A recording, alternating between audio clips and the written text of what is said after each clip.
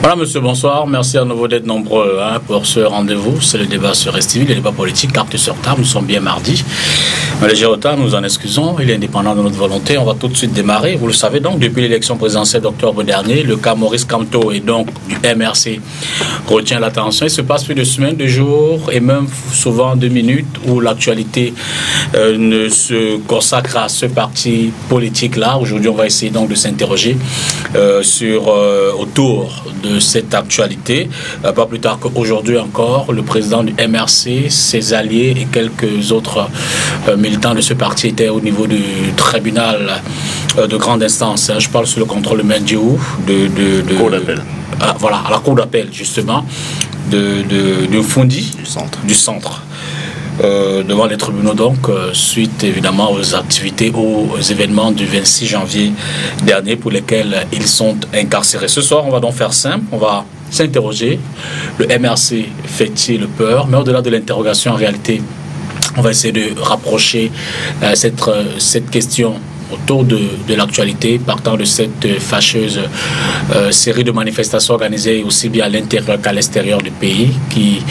Ces manifestations ont conduit donc à l'interpellation des personnalités que j'ai citées tout à l'heure. Revenir en un flash sur la stratégie du hold-up électoral, comprendre plus ou moins l'attitude de la justice aujourd'hui, dirigeants militants face à la justice, et puis surtout projeter sur les prochaines élections locales, très probablement les régionales, presque certainement les municipales et les législatives. En principe, on devrait avoir 4 invités. Pour l'instant, ils sont déjà 3 dans ce studio. Élise Ang du RDPC nous fait défaut pour l'instant. C'est pas courant, l'absence du RDPC sur un plateau de télévision. Et pourtant, il nous a donné toutes les assurances en confirmant sa présence ce soir. Cela dit, Abel Elimbiloué, bonsoir. Bonsoir. Merci à nouveau d'être parmi nous. Maître Ndjéou, bonsoir. Bonsoir, M. Dipita, bonsoir à mes copanélistes et bonsoir aux téléspectateurs. Merci également d'être là. Samuel Soké, bonsoir. Bonsoir, M. Dipita, bonsoir au panel qui vous accompagne ce soir. Bonsoir à l'ensemble des téléspectateurs. À vous, je dirais bonne année. Merci beaucoup. C'est une première sur cette émission du Bon Ma Présence. Oui, je crois que c'est la première fois. Merci vraiment de cet honneur que vous nous faites. Derrière la transition, on va donc prendre la thématique dans son ensemble et puis on va essayer de la déblayer pour le plaisir évidemment des téléspectateurs que vous êtes. Benjiou, peut-être en un mot ou quelques mots, un peu un résumé de la séquence de ce matin à la cour d'appel. Alors, merci M. le député de me donner l'occasion de faire un point d'information.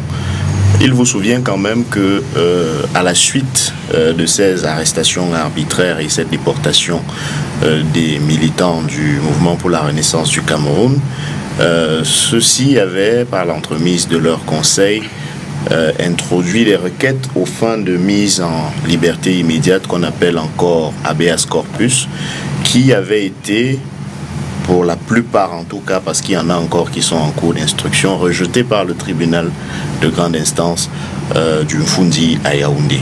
Et c'est donc à la suite de ces rejets-là, en tout cas en ce qui concerne les premiers rejets, parce que vous savez que les premiers rejets concernaient précisément le professeur Maurice Kamto et certains cadres du MRC ainsi que de la coalition qui l'entoure. Je vais citer par exemple Christian Penda Ekoka, M. Albert Zongang, le professeur Alain Foguet, Célestin Diamène. Donc pour ceux-là dont la décision du tribunal de grande instance du Fundi en habeas corpus avait déjà été rendue, ils ont relevé appel.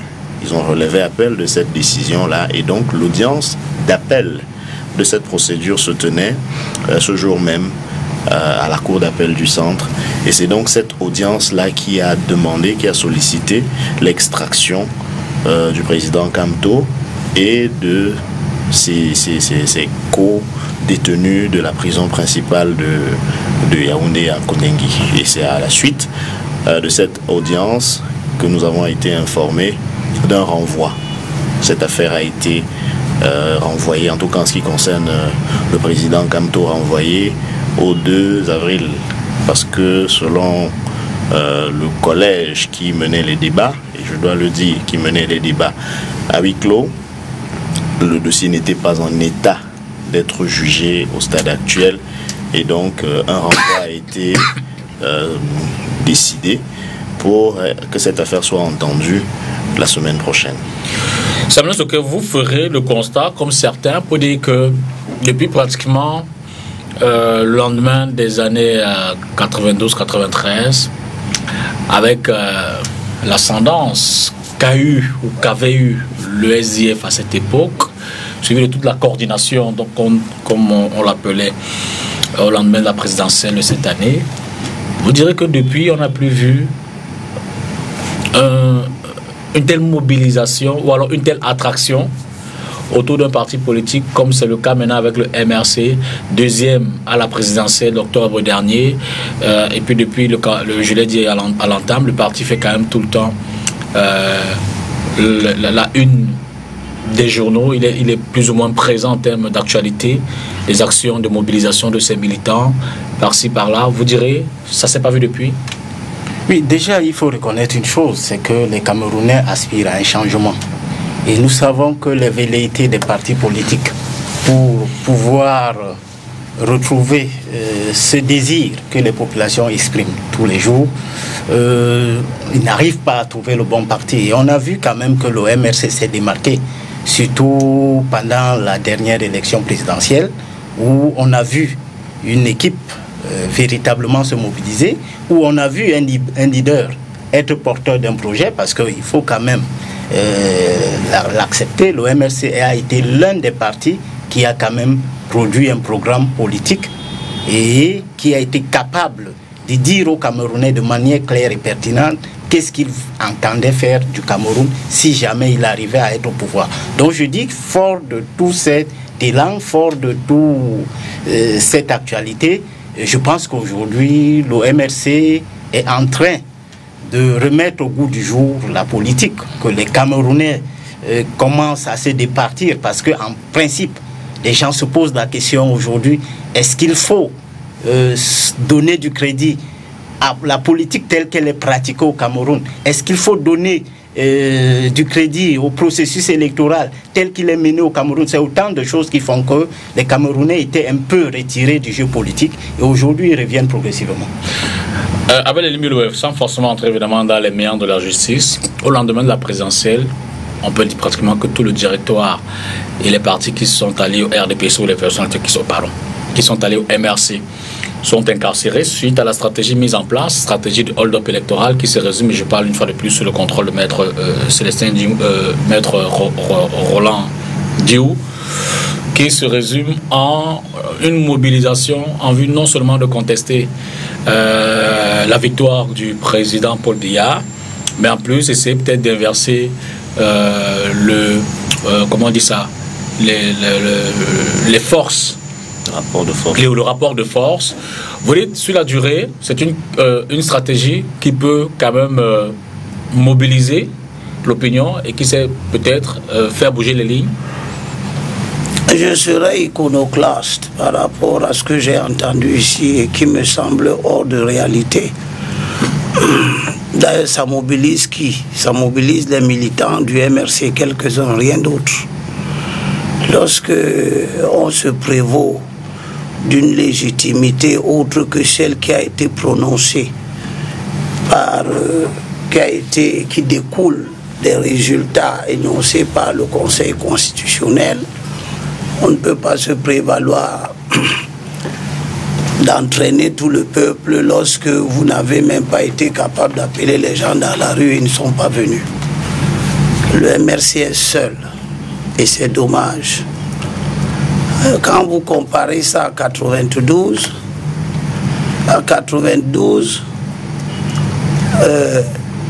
d'abord Froundi a eu 37%, ce qui n'a rien à voir avec les 14% que M. Kamto a eu. Froundi était porté par une puissante coalition de partis politiques,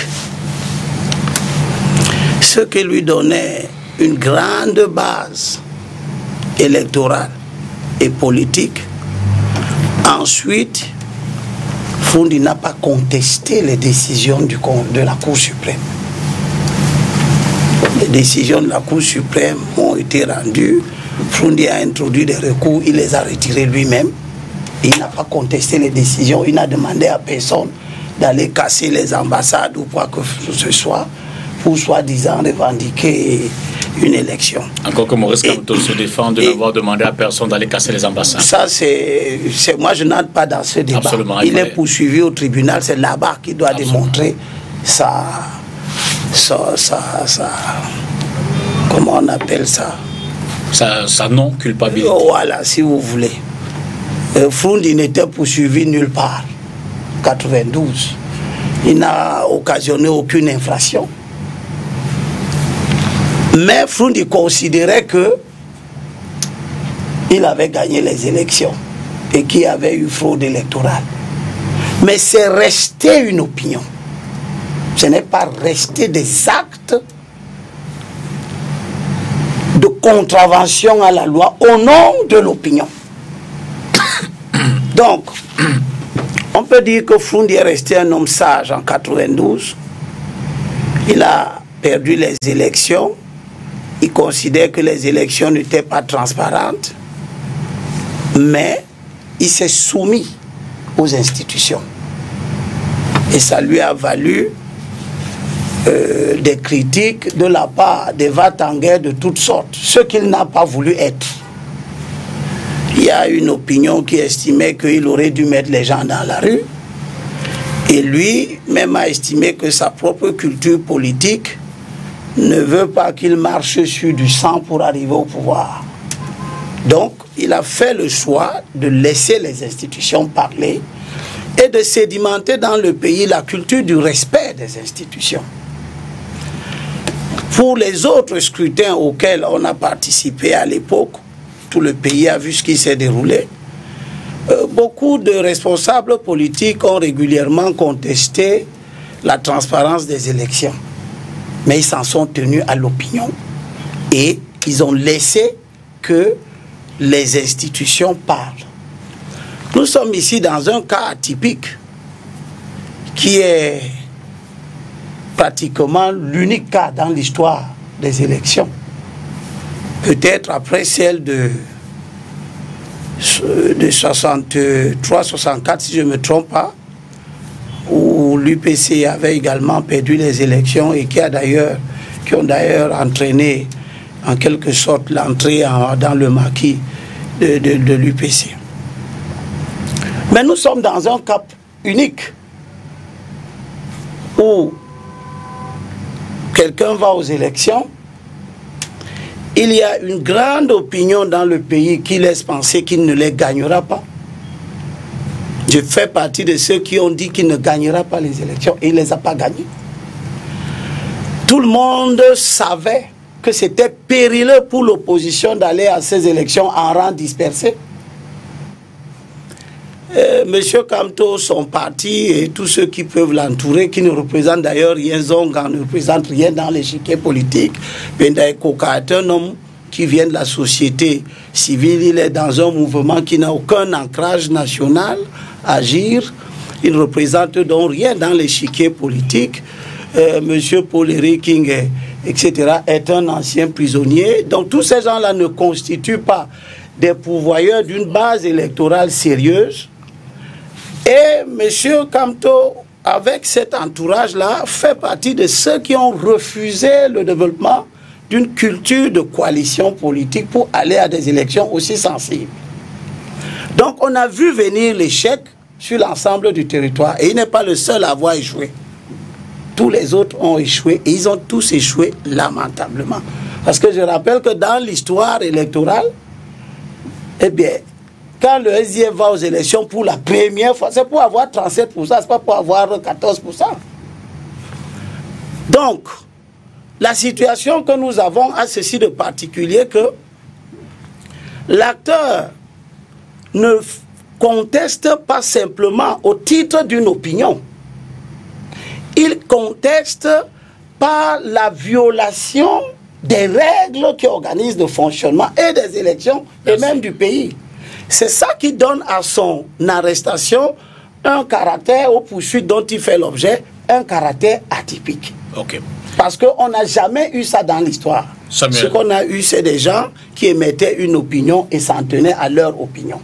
Samuel. Oui, monsieur le député. D'abord, je voudrais préciser une chose. Il faudrait que le temps de parole soit respecté à cette émission. Allons-y. On a 2 heures et finalement, nous sommes 3. Vous êtes 3. Oui, et la seconde des choses, c'est que je me refuse d'être sur un plateau où on dit des choses qui ne sont pas vraies. Vous êtes là pour apporter la contradiction. Voilà. Tout ce que monsieur Elimbi Lobé dit là, c'est ce qu'on appelle les homélies d'un apôtre de mauvaise foi. Pourquoi je le dis? Lorsqu'il dit que M. Paul-Éric Kingé c'est un ancien prisonnier, je commence par là, j'ai l'impression qu'il ignore tout du dossier Paul-Éric Kingé.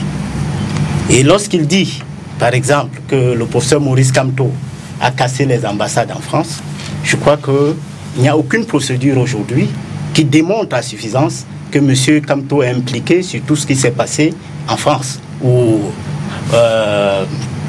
à Berlin, en Allemagne. Donc, tout ce qui s'est passé hors du Cameroun est juste l'œuvre des Camerounais qui se sont comportés comme tout diasporien. On a vu cela aujourd'hui avec les Tchadiens qui n'ont pas été instrumentalisés par un parti politique faire la même chose.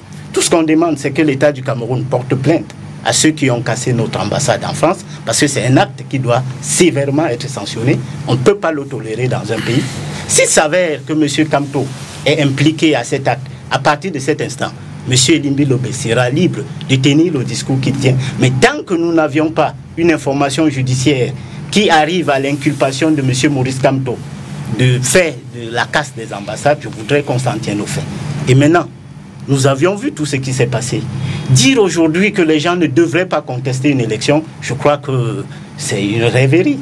Nous savons que le processus électoral au Cameroun n'est pas fiable, n'est pas crédible. Pourquoi je le dis? Quand vous voyez ceux qui encadrent le processus électoral, à savoir les responsables de l'ECAM, tous sont les militants du RDPC réformés. Allez voir partout.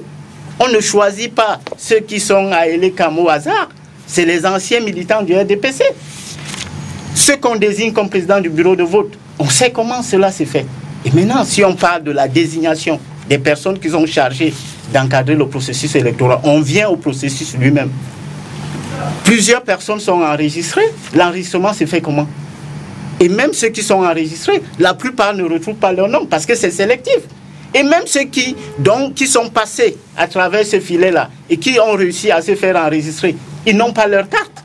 Ils n'ont pas leur carte. Pourquoi? Parce qu'on ne voudrait pas qu'ils puissent exprimer leur vote. C'est pour ça que vous avez vu la publication des listes électorales est caduque. On n'a pas respecté les délais parce que quoi? Il y a une tripatouillage là-dedans, une tricherie. Bon, maintenant, quand on parle de ce dysfonctionnement-là dans le processus lui-même, on va dans la proclamation des résultats. Nous avions vu les scrutateurs des partis politiques être chassés, alors que l'ECAM, qui doit organiser les élections, a pour mission de protéger tous les scrutateurs, quels qu'ils soient.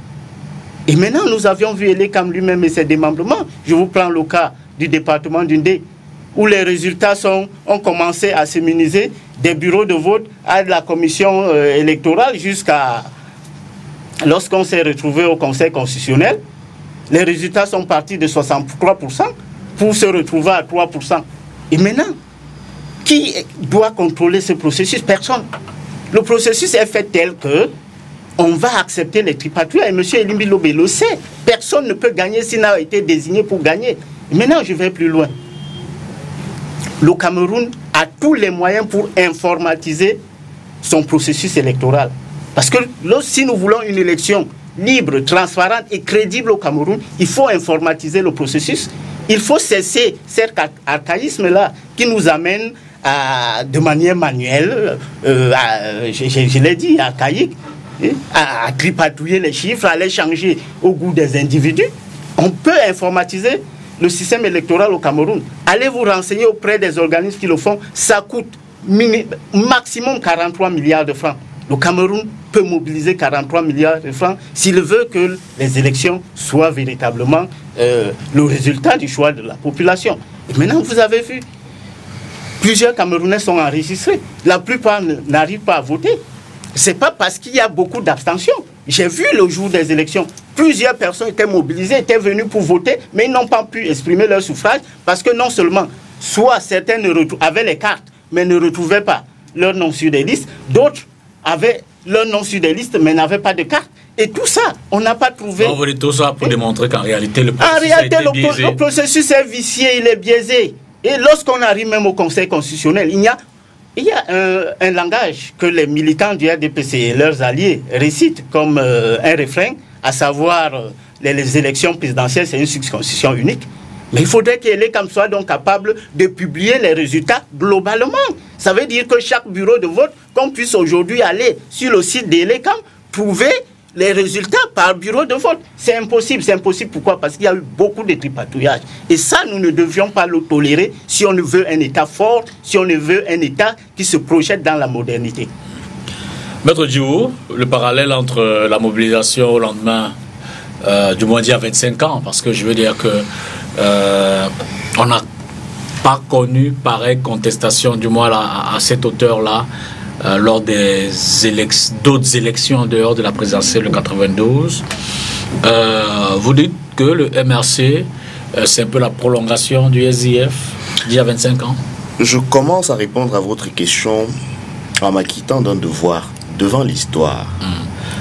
Nous, au MRC, nous ne nous considérons pas comme l'alpha et l'oméga.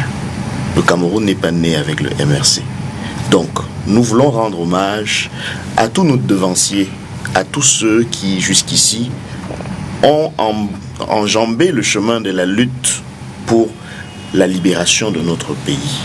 Je commencerai très loin dans l'histoire, lorsque les Douala Mangabel déjà s'offusquaient, s'élevaient contre l'administration coloniale. Et je suis sûr que si certains de nos analystes ou hommes politiques de ces jours derniers étaient là à l'époque, ils allaient peut-être rappeler à Douala Mangabel que la loi, c'est la loi. Ils parleraient là certainement de la loi du colon allemand. Et ils justifieraient probablement qu'il fut pendu avec son secrétaire Adolphe Ngossoudine. Je rends aussi hommage à ceux qui ont cristallisé un peu la mémoire combattante pour la liberté. Je voulais parler de Ruben Oumniobé et de ses camarades de lutte, Ernest Ouandié, Félix Moumié, etc. Je suis également certain que certains d'entre nous, même sur ce plateau, s'ils avaient été là à cette époque, ils auraient certainement dit à M. Oumniobé de vénérer mémoire qu'il ne devrait pas se battre contre le pouvoir colonial, puisque c'était la loi. Et la loi, c'était la loi, même à l'époque coloniale.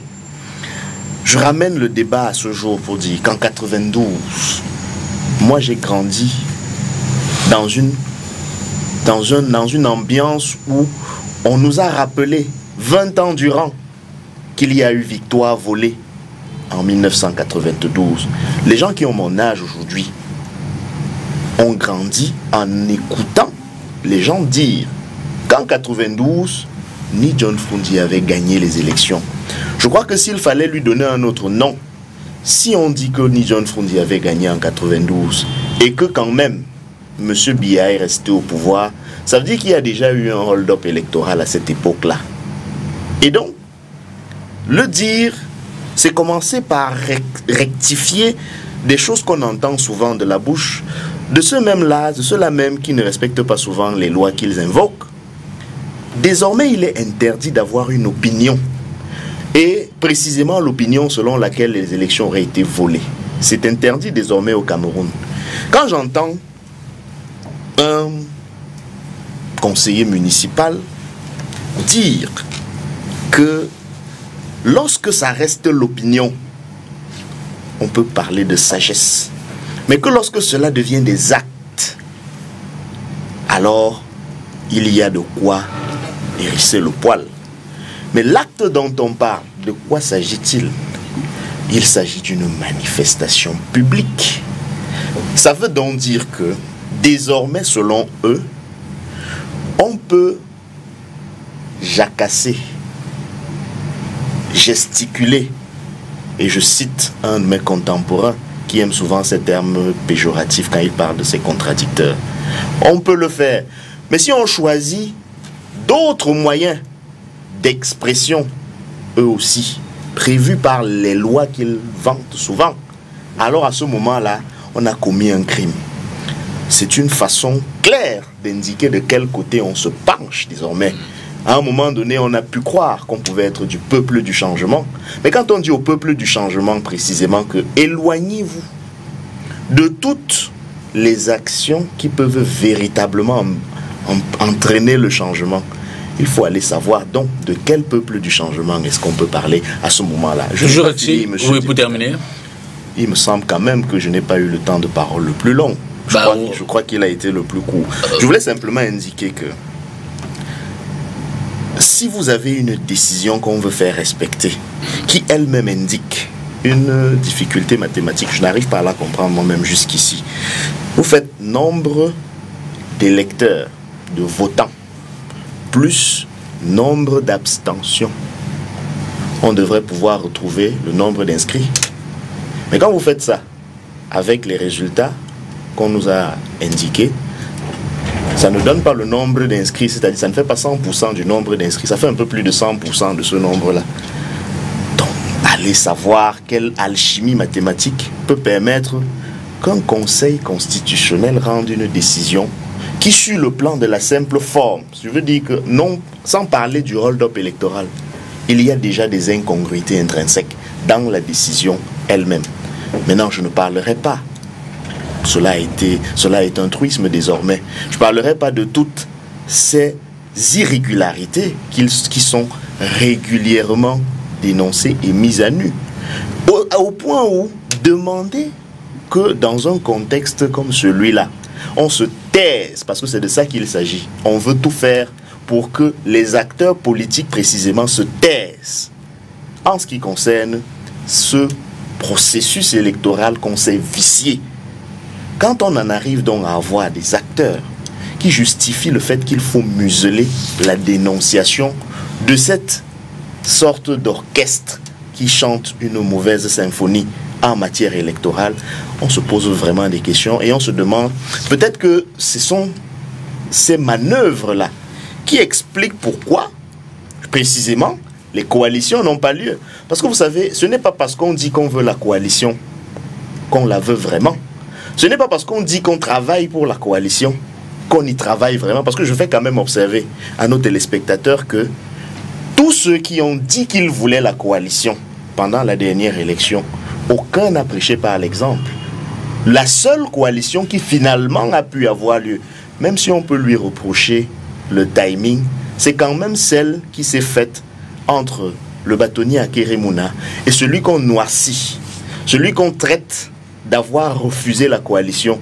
Je veux parler évidemment du président Maurice Kamto.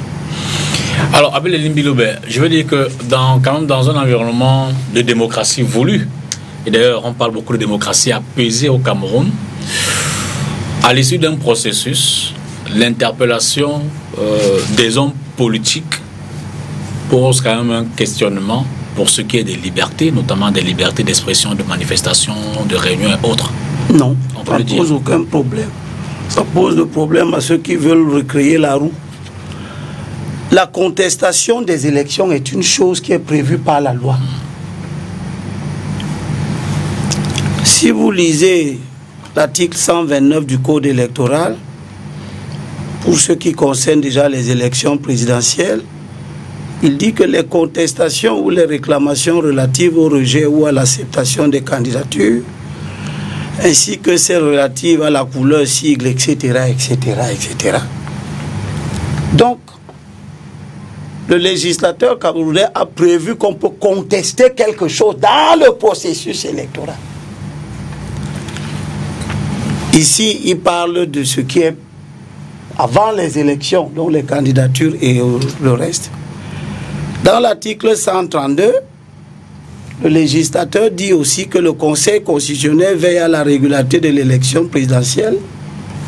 Il statue sur toute requête en annulation totale ou partielle des opérations électorales introduites par tout candidat, tout parti politique ayant pris part à l'élection ou par toute personne ayant qualité d'agent du gouvernement.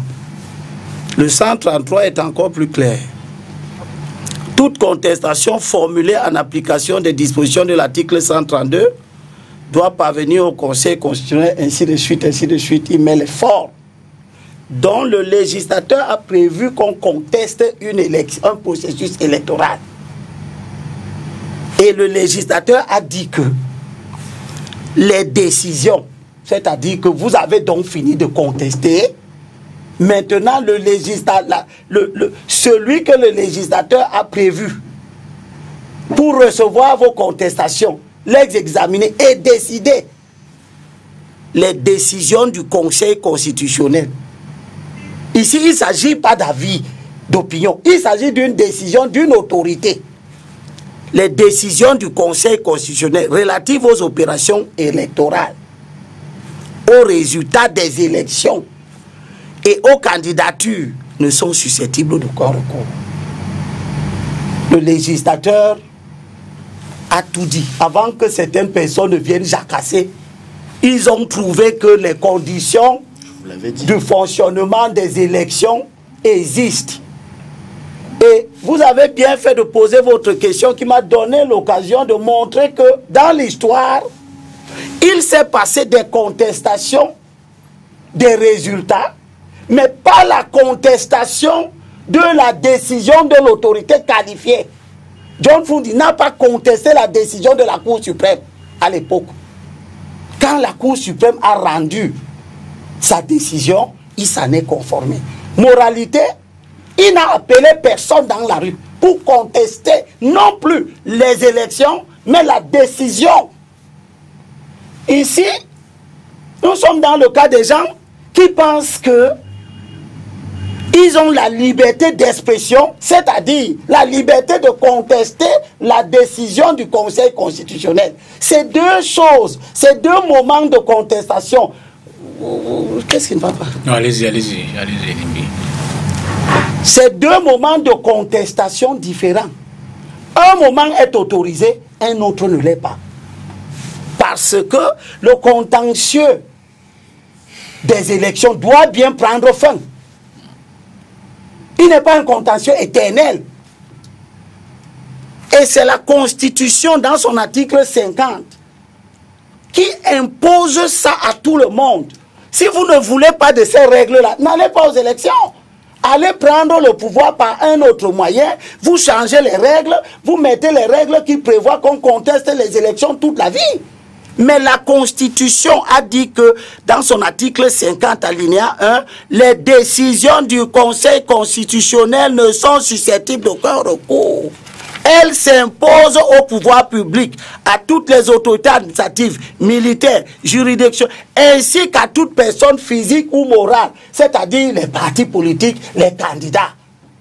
C'est de ça qu'il est question. Il n'est pas question vous n'êtes pas libre de contester. Non, vous êtes libre de contester le processus électoral. Mais vous n'êtes pas libre de contester la décision qui est rendue par le juge constitutionnel. Et moi qui vous parle, parce que ceux qui parlent n'ont jamais été aux élections. Tu as déjà été aux élections. Tu as été candidat. Toi, tu n'as jamais été aux élections. Allez-y. Moi, j'ai été aux élections. J'ai annulé une élection. L'élection municipale de Douala 5, sous la bannière du SDF, en 2007. Nous l'avons fait annuler. Nous avons même fait annuler 2 élections. Les élections législatives de 2007 à Vouri-Est. Elles ont été reprises le 30 septembre. C'est pour cela que les élections se tiennent maintenant le 30 septembre. Parce que c'était tenu le 22 juillet et il y a eu contestation. Le SDF, par Jean-Michel Nietzsche, contre le ministère, le ministère de l'administration territoriale. Et le Conseil, ce qui faisait office de Conseil constitutionnel à ce moment, la Cour suprême, nous a donné raison. L'élection a été annulée. Le président a reconvoqué le corps électoral pour le 30 septembre.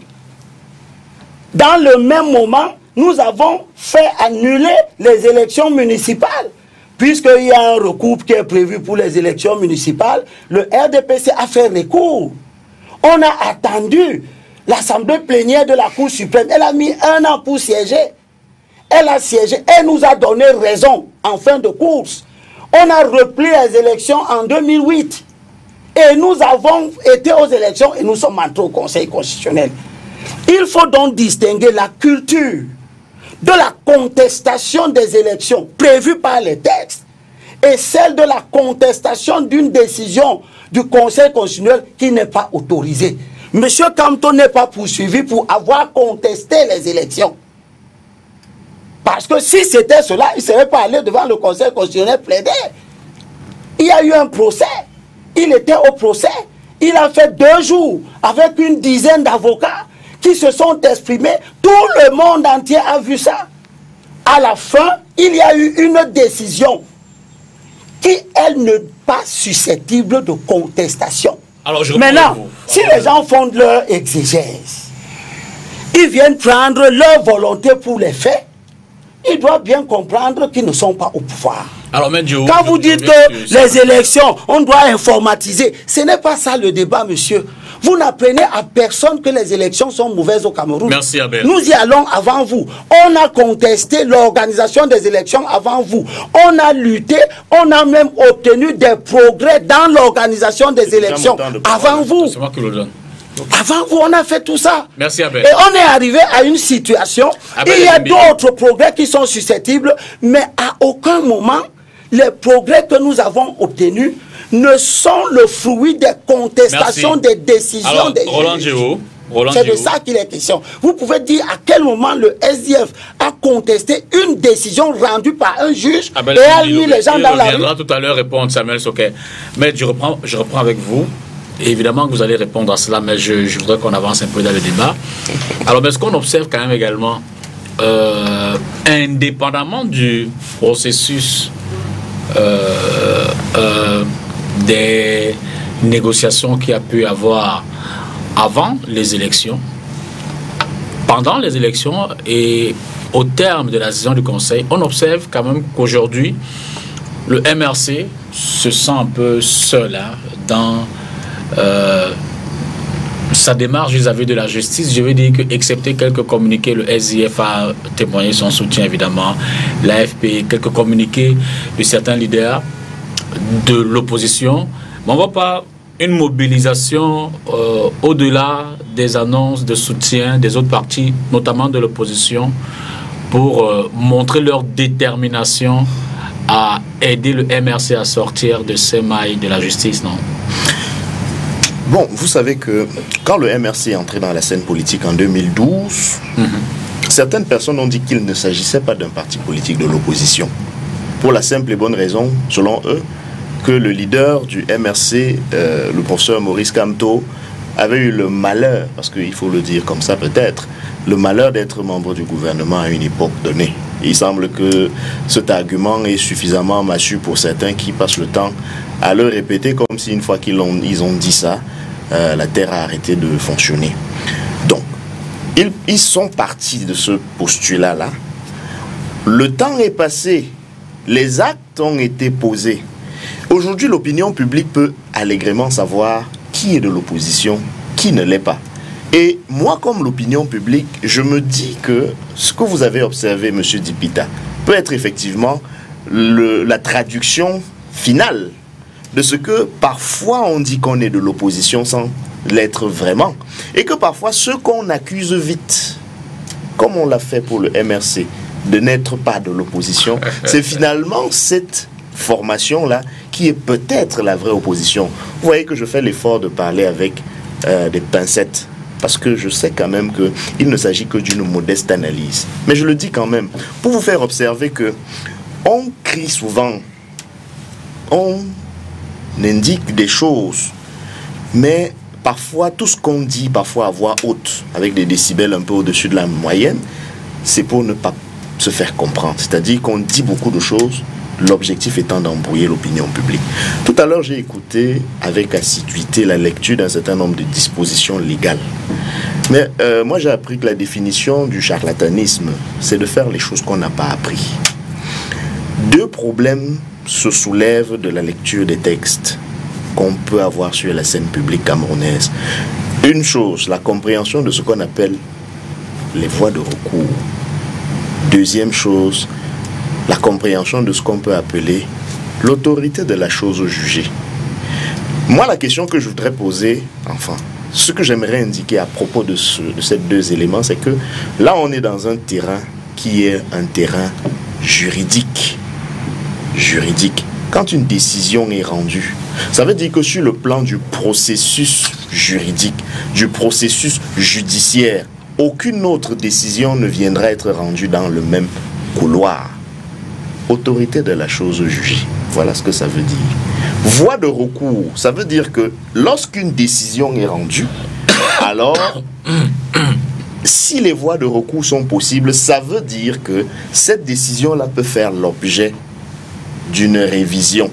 Et donc, la disposition qu'on a indiquée tout à l'heure en disant que les décisions du Conseil constitutionnel sont insusceptibles de recours, ça veut dire en français facile qu'on ne peut plus saisir une autre juridiction pour que celle-ci se prononce. Est-ce possible dans la structuration je vais y répondre, mais je finis d'abord mon effort de déblayage.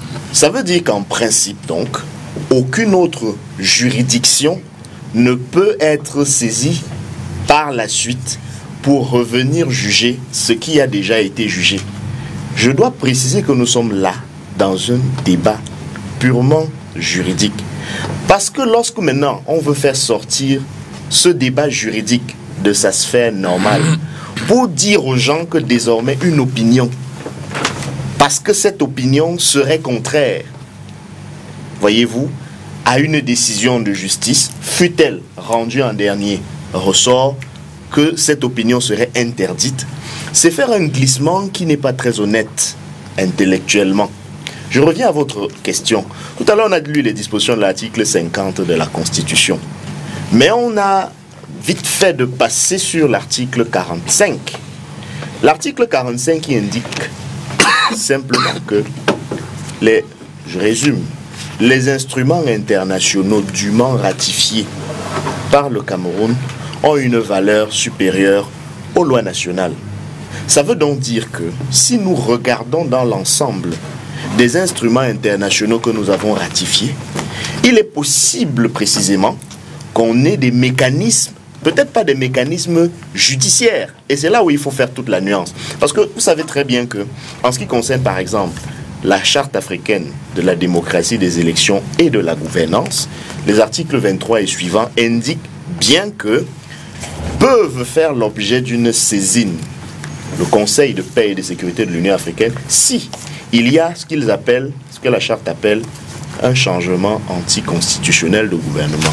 J'indique, M. Dipita, que le recours le recours prévu par la CADEC n'est pas un recours judiciaire. Il est clairement indiqué que c'est un recours diplomatique et donc politique. Absolument. Mais il est clairement indiqué à l'intérieur de cette charte que sont considérés comme changements anticonstitutionnels de gouvernement, entre autres, on cite pêle-mêle, y compris les coups d'État militaires, le fait pour un gouvernement civil de refuser le résultat sorti des urnes.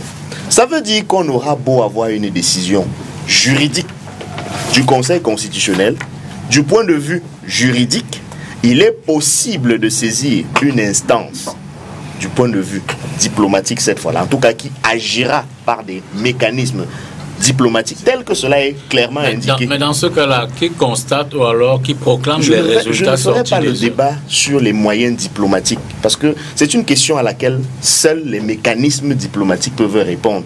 Parce que quand vous me posez cette question, je convoquerai l'exemple gambien. Nous savons tous qu'en Gambie, en ce qui concerne les règles internes, tout était achevé. Il y avait même eu déjà des prestations de serment. Mais la diplomatie a œuvré de telle sorte qu'aujourd'hui, le président gambien s'appelle Adama Barrow et non pas Yaya Jammeh. Mais je voulais faire cet effort de clarification pour indiquer que n'embrouillons pas nos téléspectateurs avec des choses parfois qu'on ne maîtrise pas nous-mêmes. Si on est dans un débat juridique, si on veut dire aux Camerounais que les décisions du Conseil constitutionnel emportent autorité de choses jugées, je suis d'accord avec ceux qui le disent, parce que c'est vrai, c'est une vérité juridique. Si on veut dire aux Camerounais que du point de vue procédural, après la décision du Conseil constitutionnel, il n'y a plus de recours judiciaire, je suis également d'accord avec ceux qui le disent.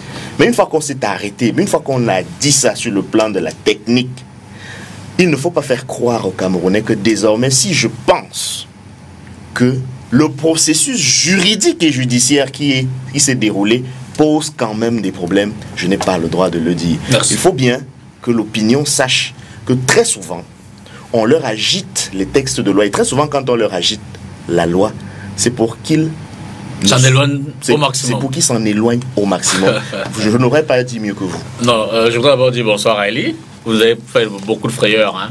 Bon, non. Votre téléphone ne passait plus à la dernière minute. Et puis, vous n'étiez pas sur le plateau. J'ai l'impression que le RDPC, c'est rare. On fait faux bon. Non, je vous laisse souffler. Le temps de nous rejoindre le débat. Permettez-moi simplement en une seconde de présenter mes plus pâles excuses à vos nombreux téléspectateurs et à tous les companélistes ici présents. En fait, ce qui m'a retenu, c'est que vous savez que le marché Congo a volé en éclat sur le fait d'un incendie. Et dans la décision des pouvoirs publics de recaser ces commerçants, ils ont trouvé le site du camp TZF. Ceux qui connaissent Newbel savent qu'entre le marché des chèvres, marché à bétail, et le site de TZF, il y a tout un espace qu'ils ont aménagé pour recaser les commerçants là-bas. Mais sauf qu'il y a un terrain de foot qui est dans cette lieu-là et où les jeunes s'amusent depuis. Quoique le domaine appartenant à la douane camerounaise, mais là c'est un jeu de loisirs où nous jouons au foot, nous nous amusons. Et d'après le plan, ce stade allait disparaître.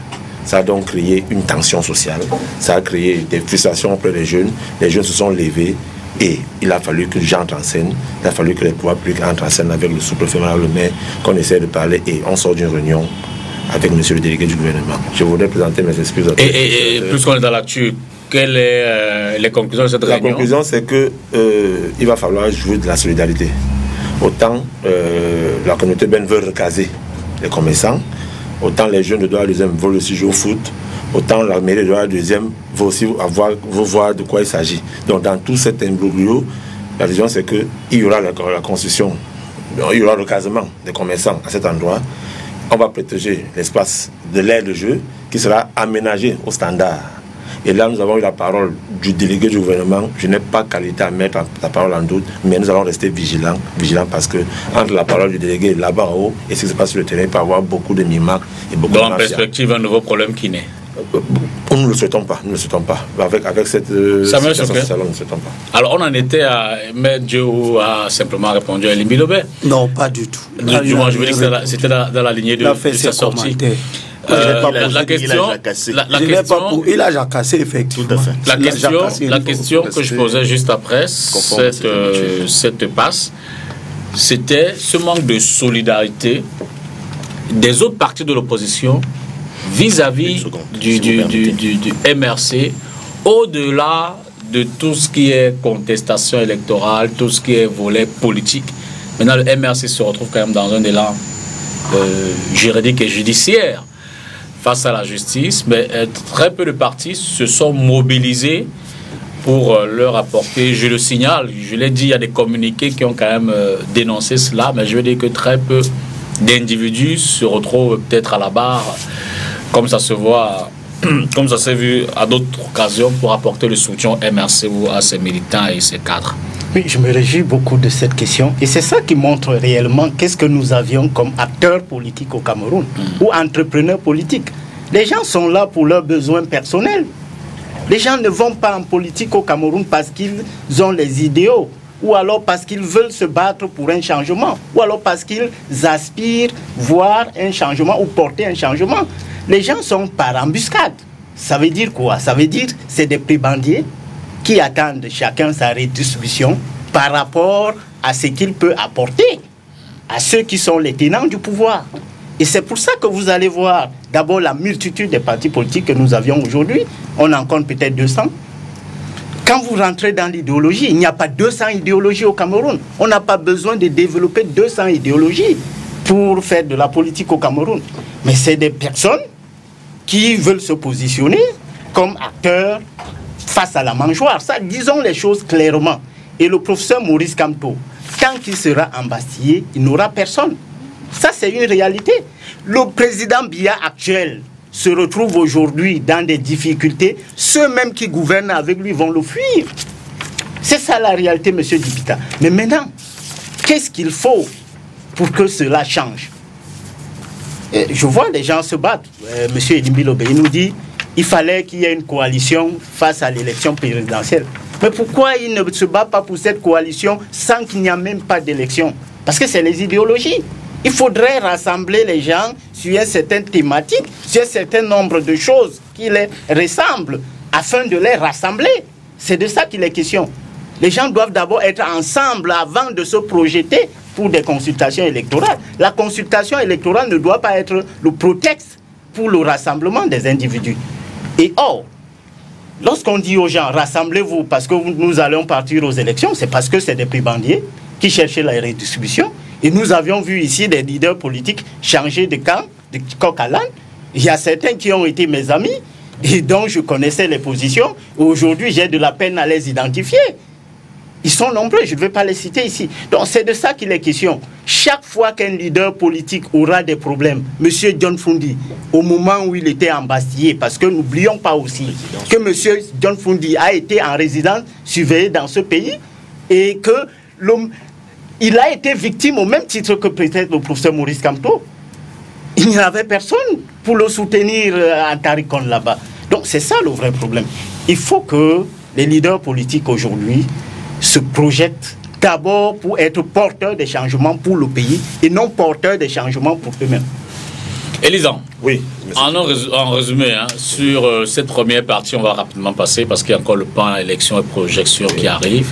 Je voudrais quand même avoir votre avis sur ces deux volets qu'on vient d'évoquer. D'abord, en premier temps, on a essayé comme de faire un parallèle entre le lendemain de l'élection de 92 avec John Frondier, toute la coalition qui Frondier, la coalition a été battue, mais donc à l'issue de la décision de la Cour suprême en son temps a simplement abandonné la bataille. Parallèle fait avec le MRC qui au lendemain de la décision de la Cour constitutionnelle, du Conseil constitutionnel, continue quand même de sa petite voix d'essayer, dit-il, de rétablir l'ordre constitutionnel selon lui, parlant de ce hold-up électoral. Moi, je voudrais avoir votre avis là-dessus.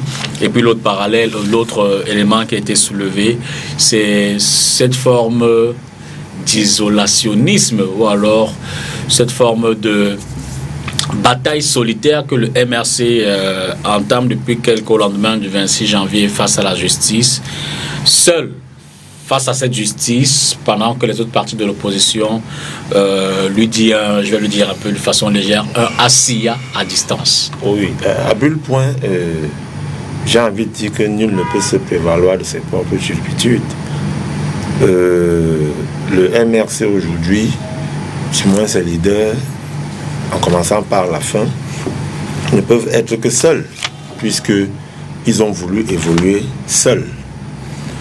Je me permets quand même de dire que c'est le responsable de ce parti qui, quand on regarde l'élection de 92, qui avait donné des leçons, qui a donné tout un cours magistral de droit au principal adversaire, au candidat du RDPC en 92, où il nous a dit que les décisions du Conseil constitutionnel sont comme un dogme. On y croit les yeux fermés. Aujourd'hui, on me fait comprendre que même si une institution qui a autorité de la chose jugée a parlé, a dit le droit, ça n'empêche pas qu'on ait un avis. Alors là, on nous oppose maintenant le droit aux libertés. Oui, à ce moment-là, John Fundi aussi s'était exprimé, on ne lui a pas fait ce cours magistral en lui parlant aussi de sa liberté de pouvoir s'exprimer. Non, John Fundi, à cette époque, avait suivi la voix des Camerounais et avait dit, je m'incline devant l'autorité de la Cour suprême siégeant à cette époque-là comme Conseil constitutionnel. Quelques années plus tard, les mêmes qui ont demandé à ceux qui avaient perdu en 92 de respecter cette décision ont commencé à faire ce qu'on appelle les hold-up électoraux. Curieusement, pendant la campagne, tous ces acteurs politiques, disons ceux de l'opposition, avec les thèmes qu'on veut, consensus, regroupement, tout ce qu'on veut, d'aller à rang serré contre le RDPC, n'y sont pas là, n'y sont pas allés parce que tous, je dis bien tous, indiquait que c'est le candidat de ce parti-là qui ne voulait pas que quelqu'un d'autre soit le tireur de pénalty. Puisqu'il avait pris le ballon, il a mis sur son essai, il a dit je peux tirer le pénalty. Maintenant, les érudits de ce parti-là vont nous expliquer que non. Ce que vous avez compris là, que tirer le pénalty veut dire que quelqu'un d'autre pouvait tirer, comme ils savent aussi bien le faire, comme aujourd'hui on veut nous faire comprendre autre chose. Mais toujours est-il que, au lendemain de cette élection, tout le cinéma, parce que j'appelle ça cinéma, qui a eu au Conseil constitutionnel pendant le contentieux, à partir du moment où on a 25 000 bureaux de vote et qu'on n'est pas capable de produire 5 000 bureaux de vote, 5 844 exactement, pas 5 845, pas 5 843, et qu'il aurait fallu que ce soit le représentant de l'UDC, Mongota Damour, que je cite, qui a pu donner certains documents, certains PV au niveau de la commission centrale de recensement des votes, et qu'on nous fasse comprendre que non, quand on saisit cette cour, avec tout ce qu'il y a d'intelligence chez eux, quand on saisit la cour, et qu'on sait que non, maître va me corriger après, il sait qu'il va me faire un coup tout à l'heure, c'est que ceux qui saisissent cette cour, c'est eux qui apportent les éléments probants, et qu'on demande à celui qu'on l'accuse d'apporter ces éléments que lui là, pour se défendre. Moi j'aimerais bien comprendre.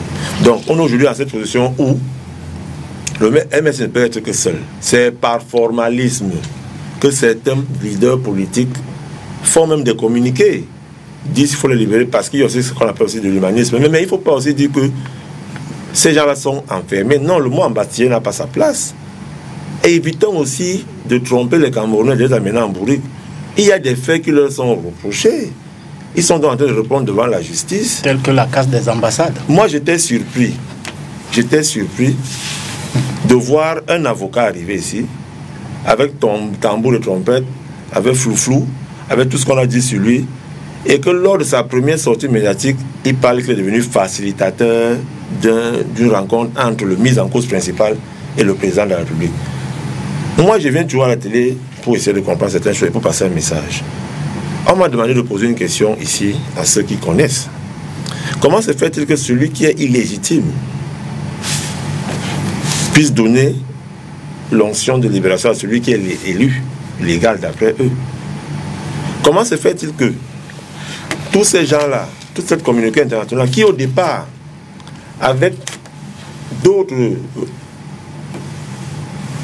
sources de renseignements, exigeait, je dis bien exigeait la libération immédiate et inconditionnée de ces gens, soit aujourd'hui en train de parler du respect des procédures judiciaires.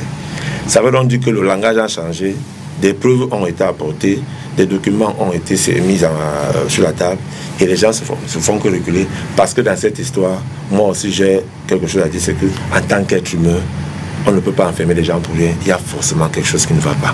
Il y a forcément quelque chose qui ne va pas. Et moi, j'ai donc peur. J'ai peur de quoi, M. Dipita? J'ai peur de cette démocratie-là qui, après une élection présidentielle, on ne respecte plus les institutions. Oui, ce parti-là me fait peur. Ce parti-là me fait peur parce que on a l'impression que c'est la première fois qu'on a un ressortissant de cette région-là à une élection. Oui, ce parti me fait peur parce qu'on ne peut plus dire autre chose que ce qu'ils pensent dans les réseaux sociaux. Et je sais qu'actuellement, dans LCLC, là, je suis mort. Je le sais, mais on avance. On ne peut plus chanter pour le candidat du RDPC et qu'on arrive en Europe, on est interdit d'accès dans la salle parce que c'est eux qui sont là-bas. On ne peut plus dire autre chose qui ne nous arrange pas parce qu'on va vous taxer de tout ce que vous voulez pour le petit nom d'oiseau parce que vous devez avoir une seule pensée, une seule manière de croire. Et moi, je suis donc pour cette justice sociale positive et équitable. Je suis pour l'état de droit, je suis pour la démocratie. Si les faits reprochés à ceux-là ne sont pas de nature à les faire enfermer, qu'on les libère et qu'ils viennent maintenant dans leur champ politique et que vivent vraiment la politique. Et avec Eline Bilobé, je vais embrayer sur un autre axe. Évidemment, je dis vous allez répondre si vous voulez bien, mais moi j'avance. Faut avancer. Au-delà donc de ce manque de solidarité formelle des autres partis de l'opposition vis-à-vis du MRC, il y a également la question du vivre ensemble d'ailleurs qui se pose. Il y a évoqué, effleuré un pan, un débat qui est présent désormais entre du moins dans la société et qui revient assez souvent et qui interroge l'attitude de chaque parti, y compris donc du MRC. Dans ce jeu-là, vous dites le MRC joue franc jeu sur la question du vivre ensemble avec Eline Bilobé. Je voudrais dire aux Camerounais qui nous écoutent, et en particulier au peuple du changement, dont je suis fier d'avoir donné le nom et que tout le monde utilise maintenant en galvaudant d'ailleurs le concept, que ni la Constitution ni les lois ne sont écrites pour les intellectuels. Il ne faut pas que les gens qui croient que parce qu'ils sont allés, ils ont fait quelques études universitaires. C'est eux qui connaissent la loi. La loi n'a rien à voir avec les diplômes et vos professions. La loi est écrite pour les citoyens. Un point, un trait. Des plus grands aux plus petits. C'est d'ailleurs pourquoi ceux qui écrivent les lois les écrivent toujours avec les formulations les plus accessibles par tout le monde. Et elles sont compréhensibles. Tant pis pour ceux qui ont cru que pour parler de la loi, il faut qu'ils soient des professeurs d'université ou des avocats. Ça, c'est leur petit cliché. Et ça ne change rien à la réalité. La première réalité, c'est qu'après avoir entendu Maître Diou dans toutes ses acrobaties, il a fini par dire que les décisions du Conseil constitutionnel ne sont susceptibles d'aucun recours et qu'il accepte ça. Ça veut dire qu'elles sont revêtues de la décision de la chose jugée. Il ne faut pas être licencié en droit ou maîtrisant ou ceci pour savoir ça.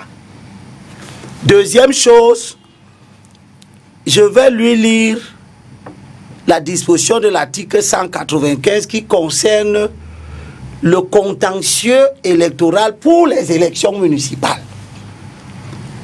L'article dit que les conseillers municipaux dont l'élection est contestée, donc vous voyez, on peut toujours contester l'élection, mais on ne conteste pas la décision, reste en fonction jusqu'à l'intervention d'une décision ayant acquis l'autorité de la chose jugée. Qui rend cette décision-ci? Non. Dans le cas des élections législatives, dans le cas des élections des conseillers municipaux, c'est l'Assemblée plénière de la Cour suprême. Quand elle a rendu la décision, il n'y a pas de recours. Je ne sais pas s'il faut aller à la fac pour qu'on vous répète ça, pour que vous sachiez que vous n'avez rien dit de nouveau. Et je dis à notre peuple que sachez que on peut contester une élection jusqu'au jour où l'autorité que la Constitution et le Code électoral ont défini comme ayant le pouvoir en dernier ressort de dire le droit, quand elle a dit ça, allez vous balader partout dans le monde entier, ça ne changera pas ce qui a été dit. Tous les Camerounais devront défendre ce qui a été dit. Je ne parle pas d'une opinion, je parle d'une décision. Pour revenir maintenant et sortir sur la question de la solidarité, vous savez, il vaut mieux prévenir vaut mieux que guérir. Et il y a un vieux proverbe bêtise qui dit que ne traverse pas la tortue pour aller tuer l'éléphant. Tue d'abord la tortue. Prends ça d'abord, puis tu iras chercher l'éléphant après. Peut-être que une certaine catégorie de militants pense que l'aveuglement est le fond du commerce de l'opposition.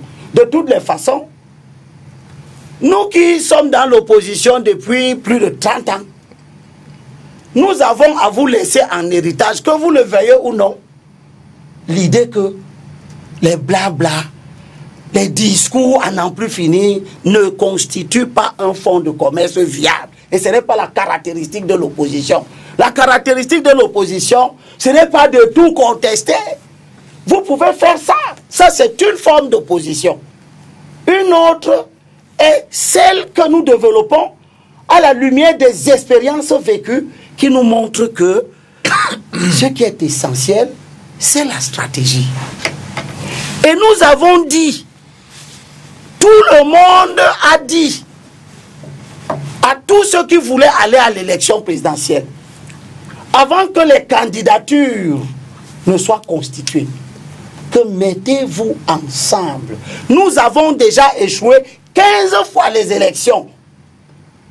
La cause objective de ces échecs à répétition et sans répit, c'est que on va aux élections chacun pour lui-même.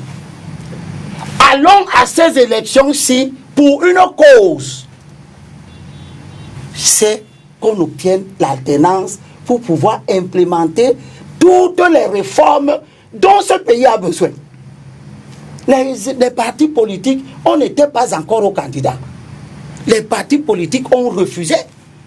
Tout le monde les a vus refuser. Certains qui disaient qu'ils étaient des océans, les rivières devaient venir couler en eux, etc. Patati, patata. Puis on a vu les candidatures s'exprimer dans le désordre regrettable que nous avons toujours décrié. Et nous avons dit, même quand les candidats se sont exprimés, que avant qu'on imprime les bulletins de vote, sortez-nous un candidat d'union. Les gens ont refusé la solidarité. Quand personne n'était en prison, quand tout le monde était libre, ils sont allés aux élections, chacun à son corps défendant. J'ai demandé qu'ils échouent. Ils ont échoué et je suis satisfait qu'ils aient échoué. Et à la sortie des élections, nous qui savions qu'il ne peut... Quand tu as 19 conseillers municipaux, vous pouvez ergoter comme vous voulez. Quand tu as un député, montrez-moi un parti au monde qui a un député et 19 conseillers municipaux, 0 maire, 0 sénateur, 0 maire adjoint, 19 conseillers dans 2 régions du pays. Dans 6 communes. Qui a gagné une élection présidentielle. Montrez-moi le pays où un parti politique. Vous allez me parler des individus, des candidats libres. Les candidats libres ne sont pas des partis. Je termine sur cet aspect en disant que quand vous avez donc fini de faire des choix, des aventures solitaires, que nous on connaît, dont on connaît les conséquences, vous sortez des élections, vous entrez dans une dynamique insurrectionnelle que vous avez décidé seul. Vous n'avez consulté aucun autre parti politique. Vous n'avez consulté aucun acteur. De tout ce que vous demandez maintenant de faire preuve de solidarité. Je rappelle que avant le 26 janvier, c'est Nietzsche qui décide d'organiser une marche. Le MRC n'était pas dedans. Jeudi 24. Le MRC n'a jamais dit que oui, Nietzsche organise une marche, nous y allons. La marche de Nietzsche a échoué parce qu'il organisait seul, pour des raisons qui lui sont propres. Et 3 jours après, le MRC qui a refusé de soutenir la marche de Nietzsche organise sa marche. C'est normal, trivial et logique que Nietzsche aussi n'aille pas. Et il n'y est pas allé. Il n'a appelé personne, il n'a mobilisé personne pour aller à une marche, que des gens qui ont refusé de lui faire preuve de solidarité, eux, ils ont organisé. Maintenant, vous allez, vous décidez d'organiser vos aventures solitaires. Vous décidez de braver les interdictions. Vous décidez, au nom du droit et du principe que vous citez à tort et à travers, que les traités sont supérieurs à la Constitution. Ce n'est nulle part écrit ici. S'il te plaît, laisse que je termine doucement. Vous citez des traités, eh bien, allez donc faire recours à ces traités, on verra la suite. Mais aucun traité international n'a changé nulle part dans le monde une décision d'un conseil constitutionnel. Nulle part. Je sors pour dire que, comme disait Zan, vous avez creusé votre tombe. Vous êtes tombé. Vous-même, vous avez couvert.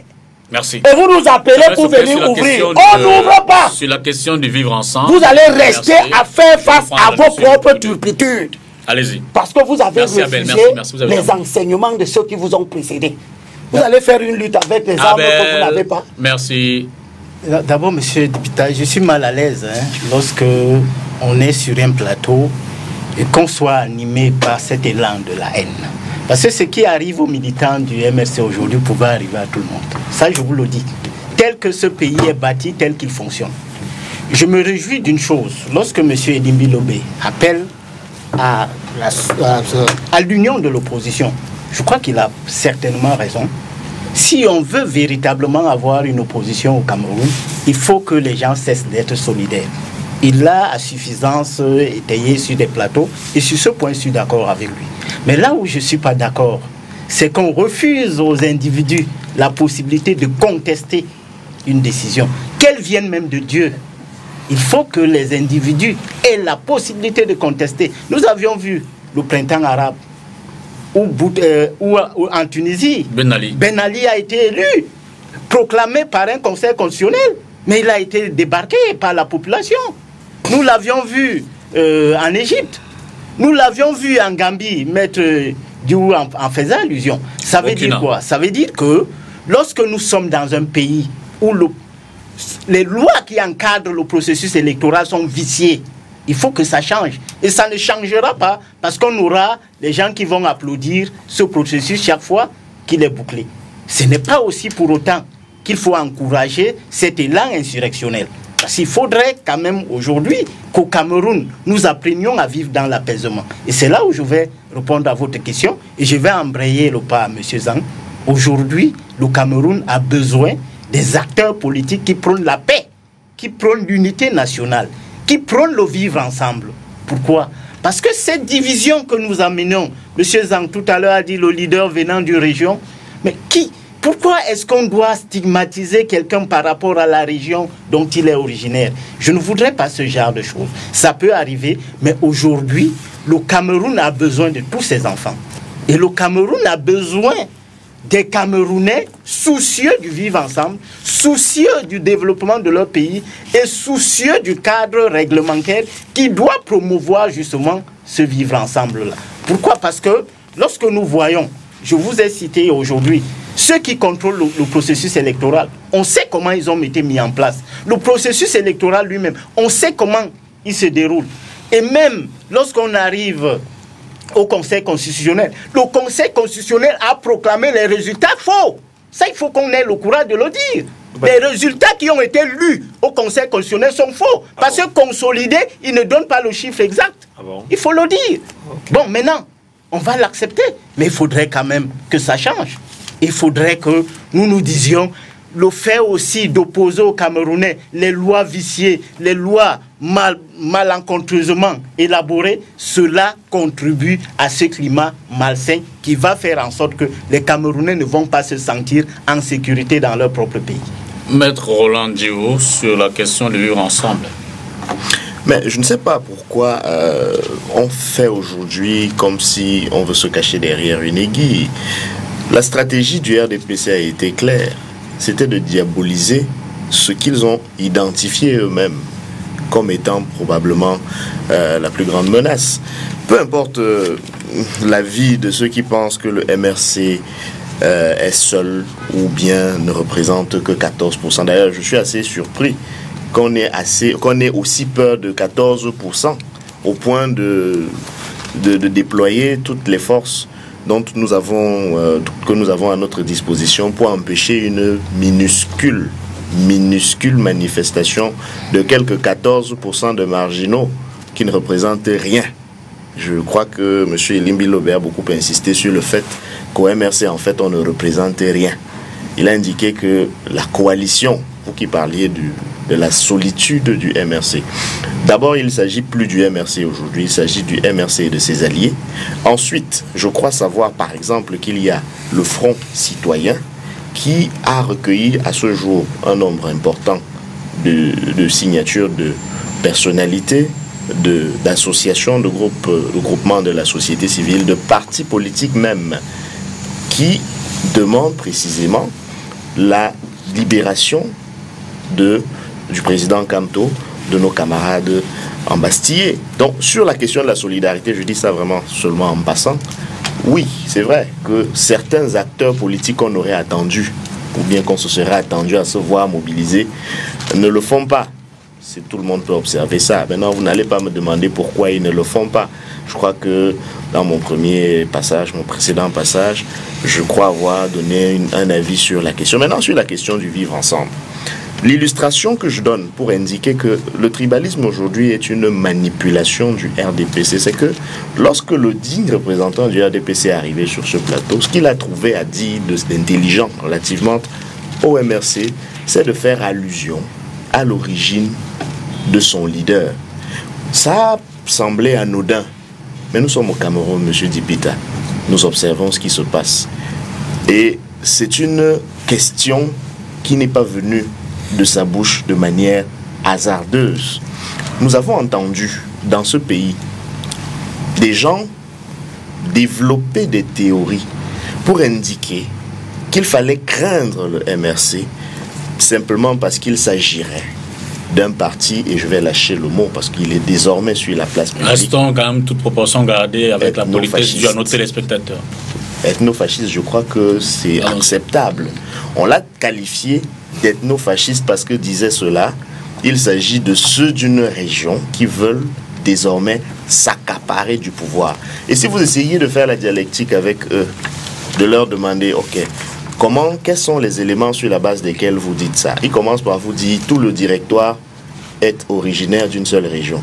Quand vous leur dites, bon, prenons les membres du directoire les uns après les autres, ils se rendent compte à la fin de l'énumération que sur 12 personnes, il y a 2 de cette région-là. Et ils vous disent, non, bon, même si le directoire n'est pas de cette région-là, tous les militants sont de cette région-là. Bon, moi je vous pose la question. Si on vous accuse de n'avoir que des hommes comme journalistes et qu'il n'y a pas de femmes, est-ce votre faute? Forcément. Est-ce forcément une stratégie? Je veux dire que c'est un peu facile souvent certaines déductions. On peut se poser la question de savoir pourquoi les femmes ne viennent pas travailler chez vous. Toute allusion, toute proportion gardée à toute autre allusion. Mais je voudrais parler du vivre ensemble en disant qu'aucun parti au Cameroun n'en a fait son cheval de bataille du point de vue formel, comme le MRC l'a fait. C'est au cœur de notre projet de société qui date, je dois le rappeler, de septembre 2012. C'est écrit noir sur blanc. La question de la crise anglophone, la question anglophone, elle fait partie du premier chapitre du projet de société de notre parti. Ce n'est pas un débat, c'est sur la place publique. J'ai envie de dire, c'est un fait. Personne ne peut nous le reprocher. Tout à l'heure, M. Soké a parlé de 200 partis politiques et s'interrogeait sur est-ce qu'il peut y avoir 200 idéologies. C'est impossible. Je veux dire que même dans une société où chacun voit les choses à sa façon, on ne peut pas voir 200 idéologies. Sauf que 200 partis politiques, c'est difficile de voir 200 projets de société en réalité. Et si vous prenez ces projets de société, vous en trouverez difficilement qui sont posés, qui ont donné leur opinion sur la question idéologique. On a beaucoup de partis, on va dire, attrape-tout, comme on nous l'a enseigné en sciences politiques. Mais il y a très peu de partis, le RDPC en fait partie, qui ne vous diront pas quel est leur positionnement idéologique. Le MRC, lui, on ne peut pas lui faire ce reproche-là. Mais c'est curieusement ce parti qu'on accuse de tout et de n'importe quoi. On l'accuse même d'avoir fait voler en éclats une coalition. Et je l'ai entendu de la bouche de M. Zan. Alors, si ceux qui lui ont dit que c'est le MRC qui a empêché qu'il y ait la dite coalition, parce que c'est l'allusion qu'il a faite tout à l'heure, pourquoi ne lui ont-ils pas dit qu'est-ce qui a empêché qu'ils se mettent ensemble finalement sans le MRC? Parce que c'est quand même un peu facile de dire qu'on était 8, bon 7 si on enlève M. Biya, et nous 7 on n'a pas pu se mettre ensemble parce que le MRC l'a refusé. Bon, quand on met le MRC à côté, il en reste 6. Pourquoi les 6 ne se sont pas mis ensemble? Il faut qu'il nous explique qui parmi les 6 finalement aussi a empêché qu'ils se mettent ensemble, et ainsi de suite on finira par se dire que quelque part l'objectif n'était pas de se mettre ensemble. Autre chose, quand vous voyez comment le RDPC s'est battu de manière visible et de manière souterraine grâce à certains acteurs dits de l'opposition entre guillemets pour qu'il y ait coalition, on a le sentiment qu'il s'agissait d'un dépipé, qu'il s'agissait d'un petit piège qu'on tendait. Parce que précisément, c'est à ce jeu-là, finalement, qu'on s'est retrouvé à jouer. On s'est retrouvé à jouer avec des gens. Imaginez, on est 5 sur ce plateau. Et on commence à se dire, il faut qu'en finissant ce plateau, nous 5, on ait signé la même feuille. Mais M. Dipita sait qu'il a comme mission. Je n'ai rien contre vous, M. Dipita. Alors ne prenez pas l'exemple. C'est juste pour l'illustration. C'est juste pour l'illustration. Ouais, je comprends bien. M. Dipita sait que son agenda, c'est de ne jamais signer si la feuille vient de M. Zan. Alors il dit, bon, signons. Chaque fois que la feuille vient de M. Zan et il trouve un argument pour ne pas signer, il sait que cette technique-là lui permettra à la fin de dire on a fait tout ce qu'on a pu. Mais c'est M. Zan qui n'a pas voulu qu'on finisse par avoir le consensus. C'est donc pernicieux. Parce qu'en plus, on a vu des gens qui se sont portés volontaires pour organiser la coalition de l'opposition. Et je peux les citer parce que c'était public. Monsieur Kindi Jean-Jacques a d'abord un temps annoncé qu'il créait autour de lui une sorte de think tank pour définir, pour identifier celui qui pourrait être le meilleur candidat unique de l'opposition. Mais allez savoir ce que ce même candidat, enfin ce même leader politique a fait juste avant la présidentielle. Il a finalement trouvé que le meilleur candidat de l'opposition, c'était M. Biya. Il a fait une sortie publique pour le dire. Ça aussi, c'est sur la place publique. Non, j'aimerais finir en disant que, d'abord, je n'ai pas... D'ailleurs, c'est difficile de noter que parfois on fait l'effort en face de ne pas comprendre ce qu'on dit pourtant qui est clair. Quand j'ai dit à M. Lobé tout à l'heure que le débat ne se fait pas sur la notion d'autorité de la chose jugée, ni même sur celle des voies de recours, je ne sais pas s'il a compris cela ou bien s'il voulait seulement... Je n'ai pas compris. Monsieur Lobé, je ne peux pas comprendre. Monsieur Lobé, qu'est-ce qui vous arrive? Mais je vous dis, vous posez une question, pourquoi vous m'interrompez? Je vous réponds que je ne vous l'ai pas posé. Pour que vous ne dissertiez pas dans le vide. Laissez-moi disserter vous estimez que ce que vous dites là, c'est de la sorcellerie. Allez-y. On ne peut pas comprendre ça. Il faudra... Vous étiez en train de terminer. J'étais en train de terminer. Mais avant que M. Lobécon n'arrive pas à arrêter manifestement de m'interrompre, j'étais en train de dire que j'ai dit tout à l'heure, et j'étais sur ce plateau avec lui, peut-être qu'il était absent, que le débat ne se fait pas sur la notion d'autorité de la chose jugée ou de recours. Il a lui-même relu les dispositions que j'ai indiquées tout à l'heure. La question ne se pose pas à ce niveau-là. Il n'est pas question de dire qu'il y a des recours judiciaires encore ouverts. Il est question de dire que l'histoire par laquelle on fait croire aux Camerounais que on ne conteste, en tout cas on ne peut pas avoir d'opinion contraire à une décision, c'est cette idée-là qui est une vraie fausse idée en réalité. Et c'est ce que j'étais en train de dire. Et c'est ce que je ne manquerai jamais de continuer et de marteler. On ne peut pas dire dans un... À moins qu'on me montre l'infraction qu'on enfreint lorsqu'on le fait. Quelqu'un arrache votre téléphone, monsieur Dipita. Il s'entend avec le policier du coin. Il s'entend avec le juge qui est son frère. Pour qu'une décision soit rendue en disant que ce téléphone-là, il lui appartient, rien ne vous empêche, monsieur Dipita, de lui dire « Vous avez quand même volé mon téléphone. » Parce que vous le savez, ça c'est quelque chose que vous savez. Vous savez qu'on vous a volé votre téléphone. C'est un fait. Même si la Cour constitutionnelle dit le dernier Même mot. si le juge qui est son ami finit par dire que c'est son téléphone.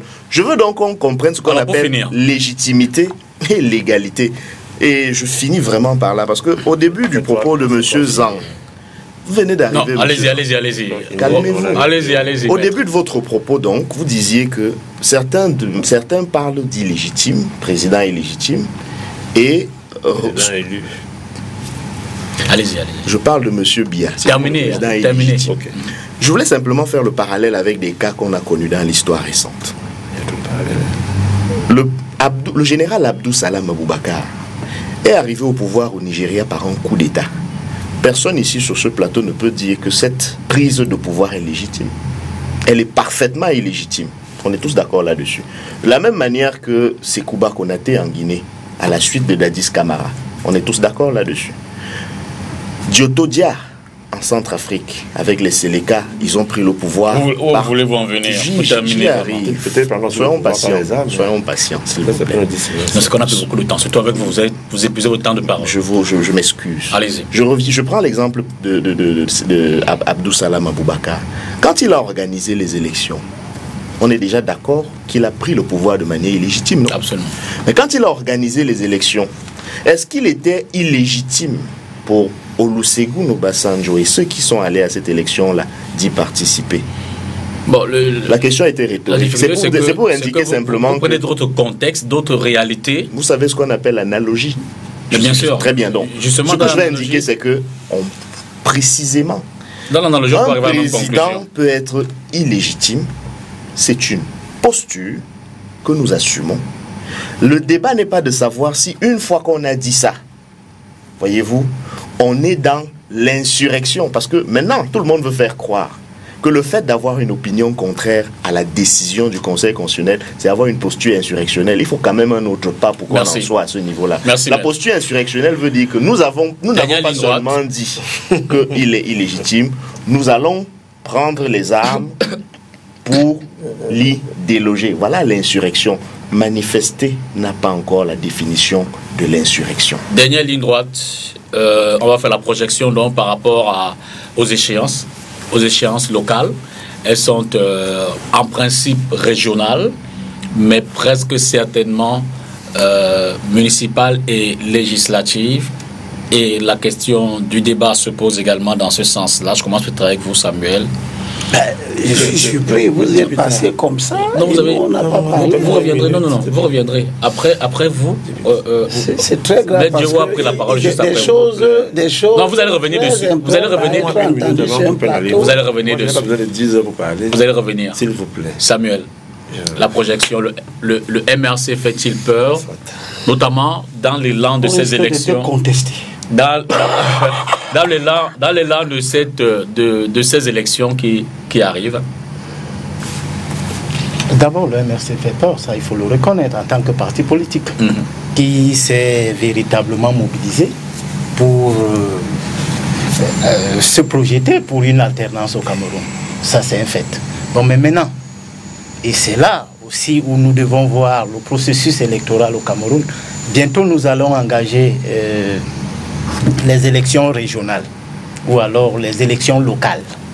Et nous voyons bien que là-dedans, et je me réjouis d'être avec M. Elimbi Lobé, qui est un conseiller municipal, bon, bien qu'il ait déjà démissionné, le fait qu'on utilise encore aujourd'hui des personnes dont le mandat est arrivé à expiration et qui sont là du fait de la volonté de M. Biya, du président de la République.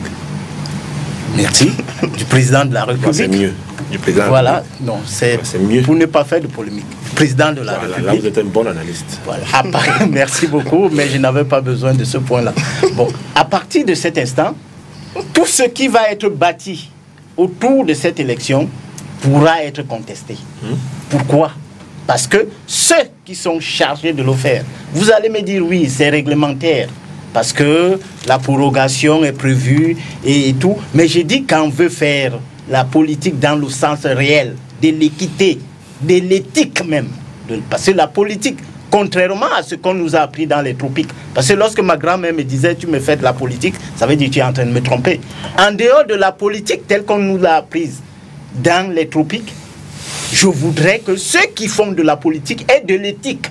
Et dans l'éthique, on ne peut pas aujourd'hui prendre des gens dont le mandat est arrivé à expiration depuis plus d'1 an et que ce soit ceux-là qui soient aujourd'hui chargés de participer à un processus électoral aussi déterminant et aussi important pour le Cameroun. Parce que si, véritablement, on veut installer ou alors on veut amorcer pas vers la modernité ou la modernisation de ce pays, il va falloir que sur le plan local, qu'on ait une administration véritable qui puisse prendre soin des populations et qui puisse insuffler le développement. Et là, vous parlez notamment des régionales. Elisa. Oui, Dipita, c'est vrai que on a l'impression que dans certains partis, il faut parler pendant 3 heures pour se faire écouter. Je tiens à rappeler aux téléspectateurs qui m'écoutent que ce n'est pas moi qui avais dit devant une aussi haute institution que le Conseil national qu'il faut faire un concours pour appartenir à une tribu. Ce n'est pas moi qui avais dit que c'est notre tour de bouffer parce qu'on a assez cotisé. Ce n'est pas moi qui l'ai dit. Ce n'est pas moi qui ai pris quelqu'un qui a insulté par tous les noms d'oiseaux le président de la République, son épouse, et qu'on a fait de lui, le 10 février 2018, un exemple à la jeunesse lors d'un discours parce qu'on imite le président qui est en place. Ce n'est pas moi qui l'ai fait. Les gens s'expriment, les gens parlent et on écoute. et on l'analyse. Autant on ne veut pas interdire aux gens d'avoir une pensée, de réfléchir et de parler, encore que c'est celui qui est au pouvoir qu'on conteste, qui a dit qu'aucun Camerounais ne devrait plus prendre le maquis pour s'exprimer, autant qu'on laisse les autres s'exprimer et qu'on dise aux autres, c'est dans leur vérité. Je voudrais dire à ceux qui nous écoutent et qui sont de ce parti-là que, oui, on parle du printemps arabe, mais le printemps arabe c'est quoi? C'est faire foule, c'est mobiliser. Mais quand vous voulez faire dans une marche et que vous créez des hold-up électoraux, des plans de résistance, et que vous êtes suivi par 200, 400 personnes sur tout l'étendue de la planète, vous n'êtes pas un parti qui mobilise. Quand je parle d'un leader qui vient d'une région, mais c'est justement pour faire comprendre à celui-là qui arrive et qui cristallise toutes les haines, qui oppose des tribus entre elles, parce qu'il estime que c'est son tour de cotiser. Quand il le dit, il pense qu'il oppose qui à qui. Quand on traite les ressortissants d'une région de moutons, parce qu'on ne peut pas leur donner cours, quel est le message qu'on veut passer? Ce n'est pas moi, Zan, qui l'a dit. J'ai entendu, j'ai suivi et je reprends. On me parle aujourd'hui que le RDPC... le temps de revenir non, vous n'avez parlé pendant 10 minutes, monsieur Ndjou. Allez-y. Et c'est comme ça que vous êtes chez vous. Allez-y. On vous a donné 4 jours au conseil constitutionnel. J'ai indiqué à M. Dipita qu'il y a un certain nombre de contre-vérités et j'espère si vous voulez qu'on respecte le temps de parole, laissez donc les autres parler. Sinon, le temps va nous prendre dans la gorge et on ne pourra pas terminer l'émission dans... La démocratie est une école très difficile. Allez-y, Eli, tout terminé. Poursuivez. Et c'est normal parce que quand on a été président du comité de base, membre du bureau de succession, président de succession... Eli, développez votre argument. Je suis en train de parler, c'est mon temps de parole que j'épuise. Et président de section, on comprend la politique par rapport à quelqu'un qui est entré en politique en 2016. Je comprends qu'on soit mercenaire dans un parti et qu'on soit militant d'un parti. C'est deux choses bien différentes. C'est pour ça que vous ne connaissez pas l'idéologie du RDPC. Le RDPC a une idéologie, je suis désolé. Le RDPC met l'homme au centre. C'est le libéralisme communautaire. Appelez-le comme vous voulez. Allez faire des études, comme l'a dit mon frère Limbi Lobé, parce que vous croyez qu'il faut imiter ce qui vient d'ailleurs. Nous, on a créé notre courant politique à nous. On a créé notre idéologie pour bien mettre l'être humain au centre de la vie. Pour une cohésion nationale qui part des particularismes individuels. Je suis, l'autre est. Le Bamileke est, le Béti est, le Bassa est, le témoin de Jéhovah est, je sais pas moi, l'athée est. Tout cela fait ensemble que, assis sur la même table, ayant la même pensée, la même envie, le même vécu, on forme quelque chose qu'on appelle un socle communautaire pour évoluer. Le libéralisme communautaire. Ça, c'est le parti auquel j'appartiens. Notez-le, ne le dites plus. Maintenant, je vais finir par le vivre ensemble. Mais je ne peux pas, aujourd'hui, militant du RDPC que je suis, ne pas prôner le vivre ensemble. Le RDPC est l'exemple du vivre ensemble. Le RDPC, aujourd'hui, a 3000, voire on en va avec 4000 conseillers municipaux parce que nous avons travaillé pour l'avoir. Mais monsieur Soké, je suis désolé. Vous nous parlez d'éthique en politique. Vous dites que c'est Paul Biya qui a prolongé le mandat. C'est le président de la République. Est-ce que c'est légal ou ce n'est pas légal? Quand vous voulez embrouiller les Camerounais pour leur faire comprendre que Paul Biya... Est-ce que Paul Biya a prolongé le mandat des conseillers municipaux du RDPC? Non, mais même si une question de légitimité se pose tout au moins pour les régionales, c'est-à-dire que les conseillers municipaux en fin de mandat qui vont venir faire participer au vote des conseillers régionaux, je veux dire que tout au moins la légalité n'est pas contestée. Mais monsieur Dipita, s'il faut faire la politique là, de le monde, allons à l'église. Non, c'est de bonne guerre. Allons le conseil. Allez-y donc. J'ai entendu les gens pleurnicher ici en nous faisant comprendre que le RDPC a créé les tensions entre partis politiques pour évoluer, mais c'est ça la politique. C'est mieux de faire, c'est mieux de diviser pour mieux que de créer, des situations insurrectionnelles, que de nous casser les ambassades, que de nous piétiner le drapeau, que de nous amener une institution comme le Conseil constitutionnel au rabais. Non, c'est mieux de créer ces dissensions-là pour évoluer. Sur les projections électorales. Oui, j'en viendrai, mais je voudrais dire à monsieur Zoké qui a parlé de haine. Bon, c'est un sentiment, donc ça n'engage que vous. Mais je vous ai gardé ce morceau choisi.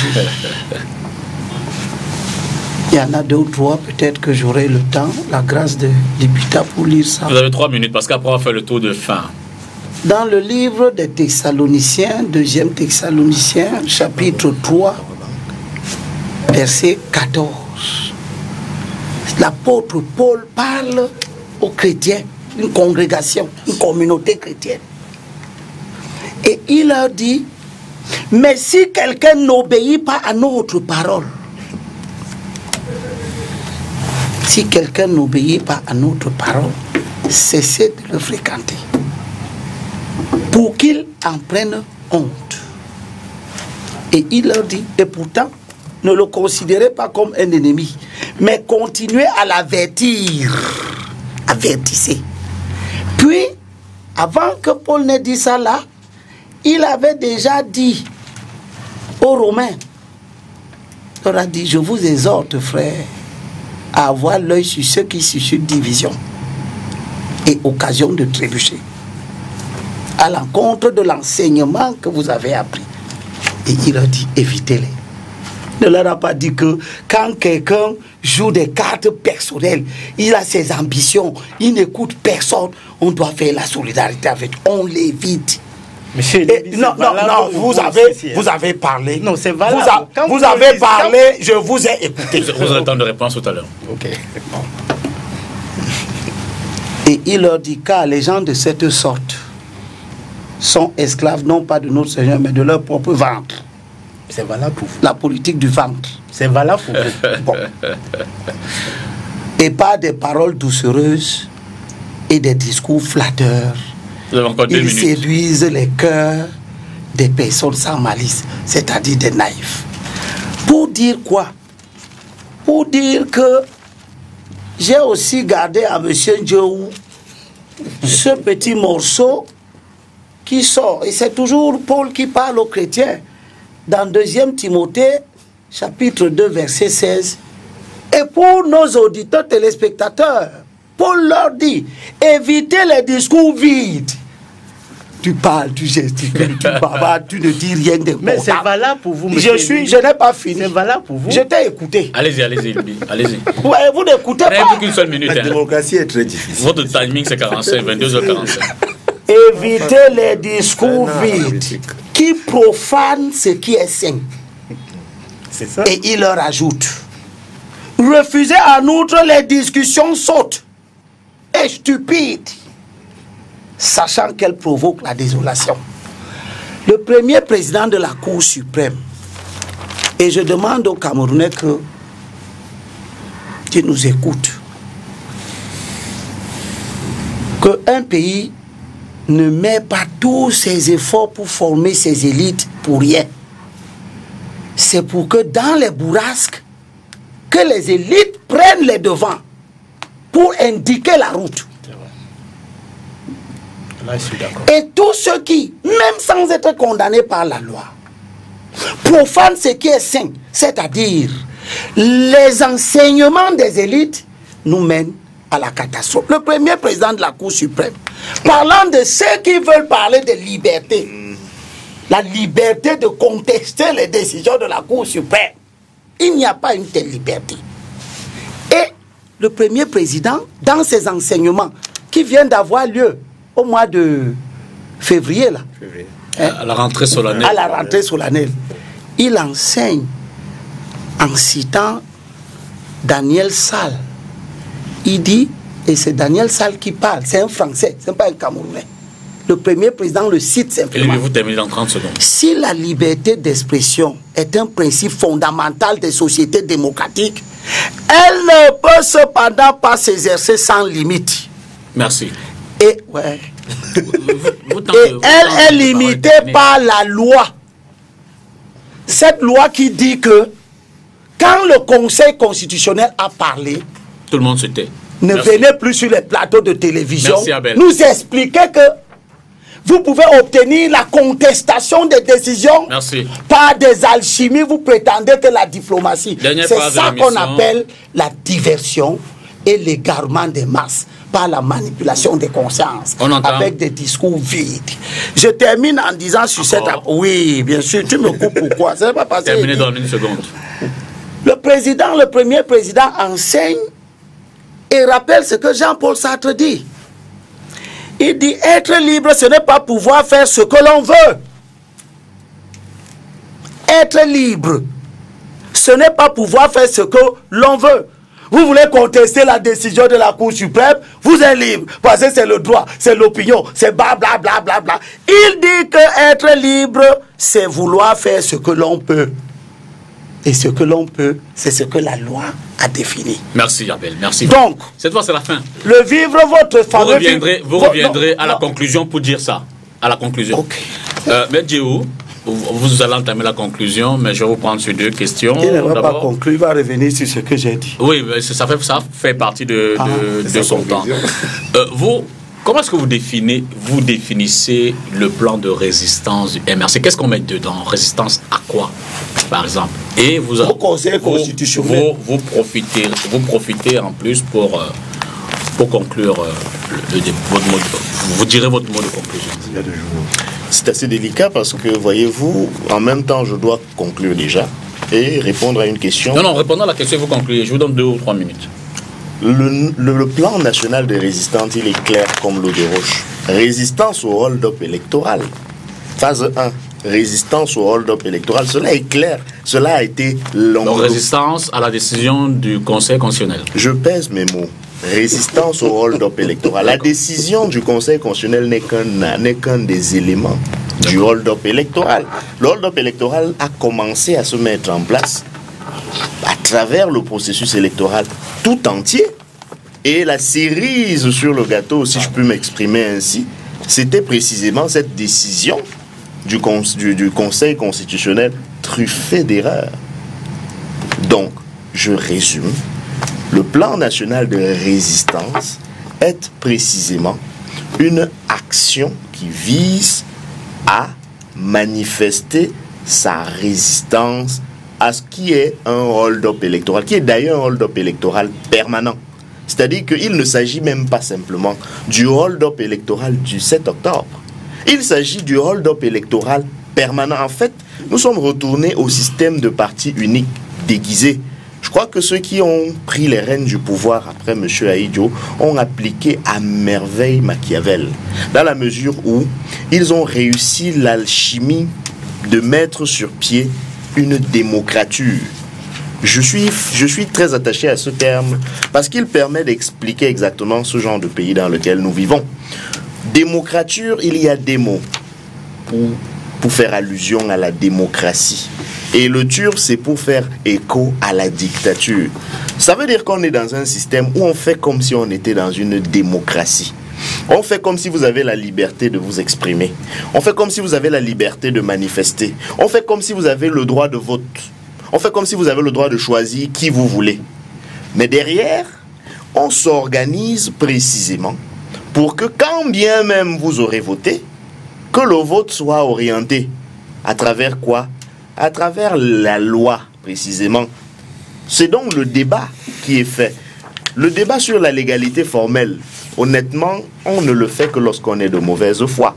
Parce que la loi en Afrique du Sud prévoyait bien l'apartheid. C'était aussi la loi.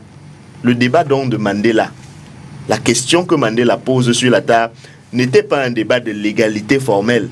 En Afrique du Sud, il était interdit pour un noir de fréquenter certains milieux. Il était interdit pour un noir d'avoir accès à certains emplois. La même chose aux États-Unis, parlant de la ségrégation raciale. Donc le débat n'est donc pas un débat de légalité formelle, mais celui de la légitimité. Je n'ai pas pu m'exprimer sur les élections à venir, par exemple, parce que votre question m'a obligé à répondre sur le plan national de résistance. J'aimerais dire, et c'est une virgule, parce que c'est l'exemple type de ce qu'on peut être dans une situation où la légalité formelle donne l'impression que cela est normal. Mais nous tous sur ce plateau, même ceux qui font comme s'ils défendent trop la loi, savent que du point de vue de la légitimité, il y a un sérieux souci.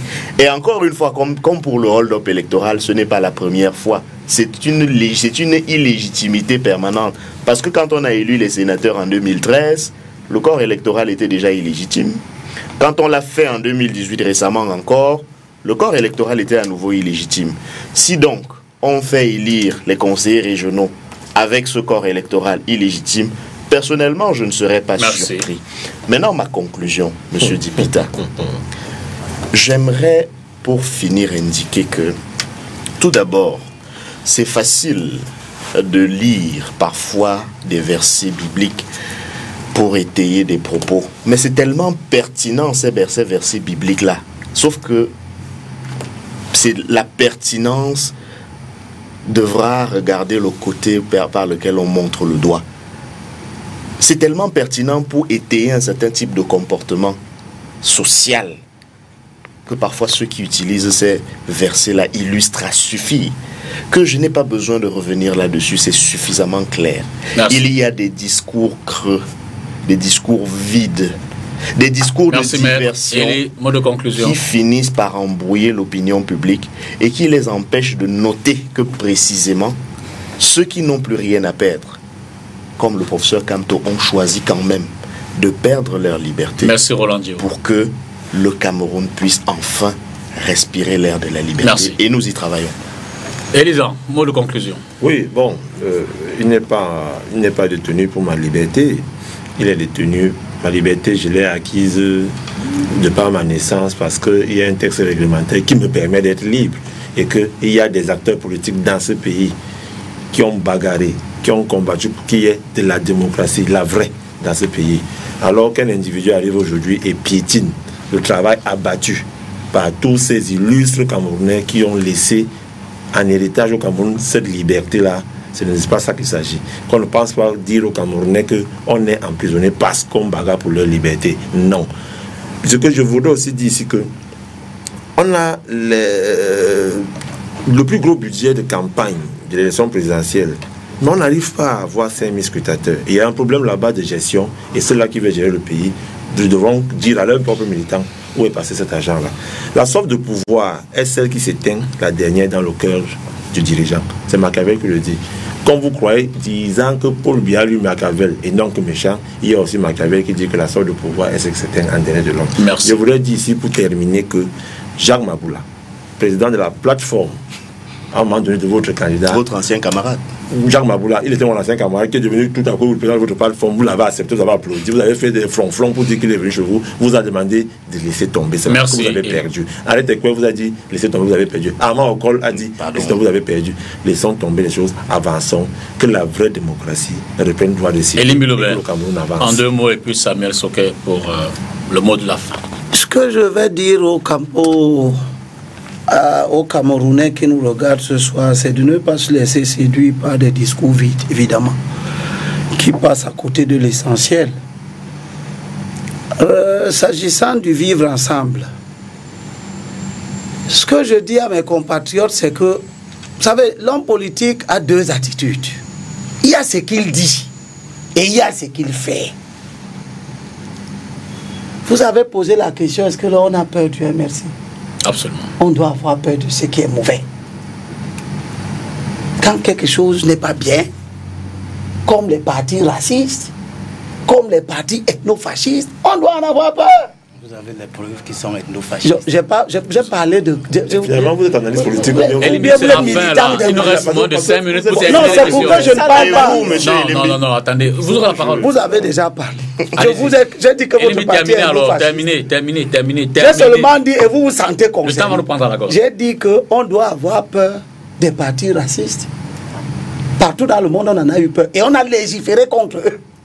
Oui, en disant qu'il fallait avoir on a peur, on doit avoir peur des partis ethnofascistes.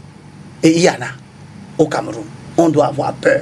Et on doit s'organiser pour que de tels partis, en raison des déviances dont ils portent les germes, ne soient pas susceptibles d'orienter notre société vers l'abîme.